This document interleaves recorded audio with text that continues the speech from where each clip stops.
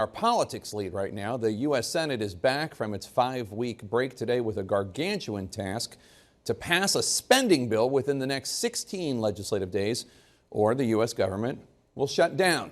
And even though recess is over, Republican hardliners are still willing to play a game of chicken as the deadline approaches, hoping to force the White House and the Senate to accept a bundle of conservative priorities. This, as one of the Senate's most powerful leaders just spoke moments ago after freezing up in front of TV cameras twice in just over a month.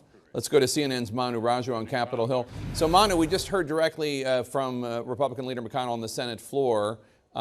He seemed to speak fine just now. Did he address in any meaningful way this latest freezing incident? He really only addressed it very briefly, Jake. He said that one moment got some considerable attention over his recess, and then he decided to pivot on to the business at hand in the Senate, namely on key issues such as funding the federal government, something they have to do before the end of the month, even as there's sharp disagreement about how to get there. That is one of the issues that he wanted to focus on, that things are moving forward as business as usual, despite what happened over the last that happened last week that drew this attention. Now, earlier today, they provided more information from his office through the Capitol Hill's attending physician, Brian Monahan, who indicated that he had consulted with neurologists who had talked to Senator McConnell, who had examined Senator McConnell, and after some results and looking at his MRI imaging as well as some brain scans, had determined that seizure was not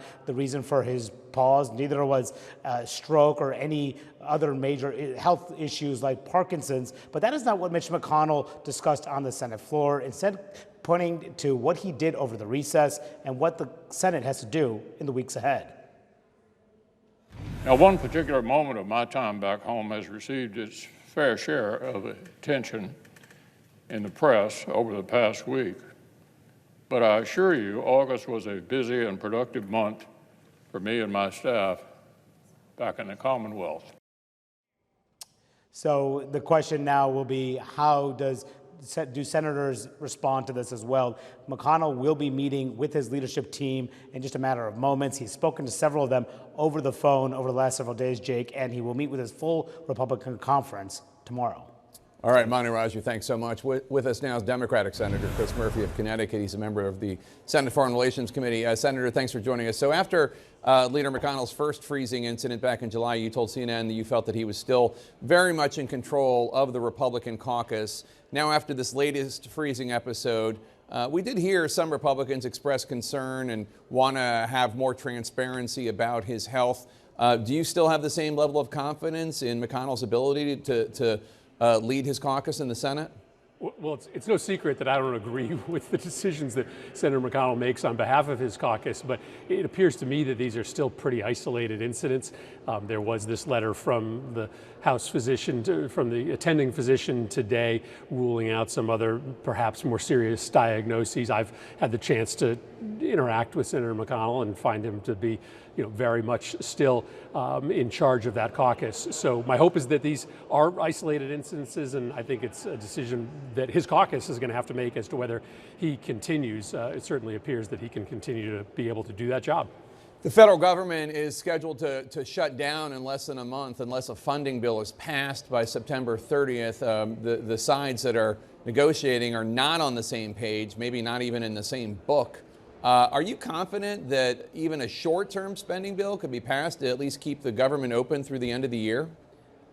I'm not confident of anything given this House Republican majority. They seem to be making it up as they go along from day to day, adding demands as hours tick by. What I know is that in the Senate, we have already advanced every single appropriations bill for every single department with bipartisan support. So the Appropriations Committee has voted all of the appropriations bills to the floor. Every single one of those bills had the majority of Democrats and Republicans supporting them. And so we've shown that even in this fraught political climate, even with a lot of right-wingers in the Senate Republican conference, we can get bipartisan agreement on this budget. So no, I'm not confident that these arsonists in charge of the House Republican conference will agree to anything. But what I know is that there's a template for how you get a bipartisan deal done. The Senate Appropriations Committee has shown how to do that.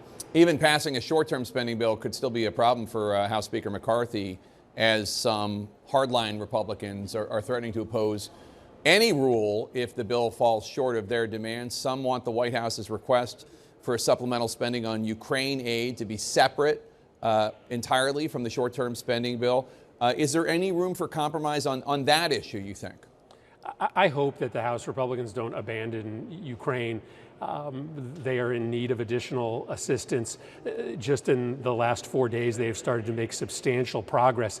And if the story of the next 30 days, right as Ukraine is making progress on the front lines, is that the Republicans in charge of the House of Representatives are contemplating abandoning Ukraine, that has implications for the freedom of Ukraine, and I would argue the freedom of the transatlantic alliance. So I hope that we will hold fast to our decision, our collective decision to continue to fund Ukraine, and that means including some additional funding for Ukraine in this supplemental request that will likely be attached to a continuing agreement for funding the federal government.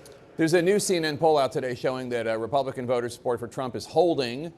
Fewer than half are seriously worried that his criminal charges are going to harm his chances in 2024.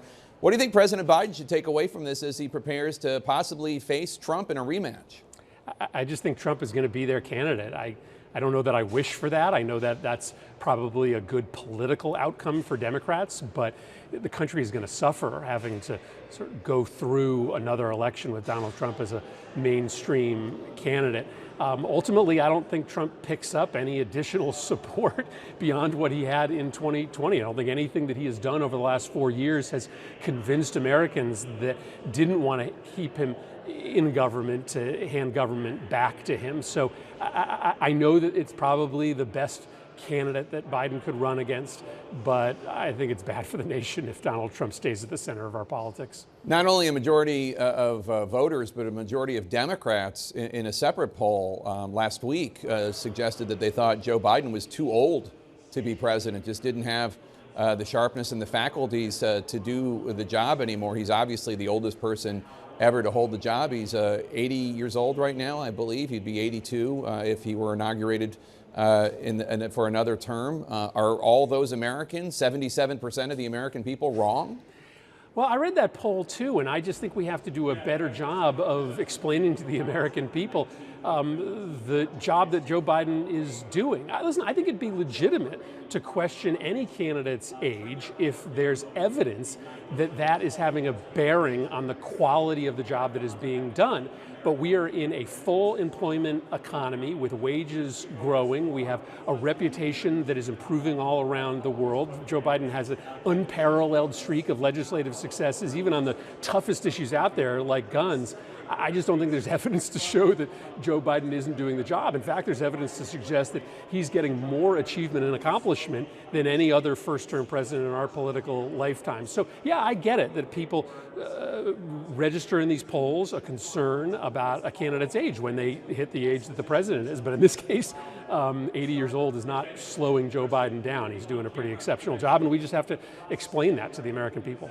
First Lady Jill Biden tested positive for COVID-19. We obviously hope she's doing okay and wish her a speedy recovery. We've asked for more details on whether the president was with his wife when she began showing COVID symptoms. He has not changed his busy schedule. Just today he presented the Medal of Honor to an 81-year-old Army captain, Larry Taylor, who was awarded, I believe, the Silver Star in Vietnam. What do you make of that choice? Was that an unnecessary health risk? Well, I think that if, as leaders, we say that everybody needs to follow CDC guidelines, then we need to follow CDC guidelines, and that means not applying a different standard. And right now, the CDC guidelines say that even if you've been around somebody who has had COVID, if you're not showing symptoms and if you don't test positive, then you don't need to interrupt your daily schedule. And so I think the president is doing exactly what the CDC says he should do. That's what I've done since the worst of this crisis has passed, and I don't think I have any different recommendation for him. You just had COVID too, right? I just had it as well, and so I'm following CDC guidelines. I'm not wearing a mask as I'm talking to you, but I've been trying to wear a mask even after I've been outside of that 5-day window. All right. Hope you're feeling better. Democratic Thanks. Senator Chris Murphy, appreciate it. Appreciate it.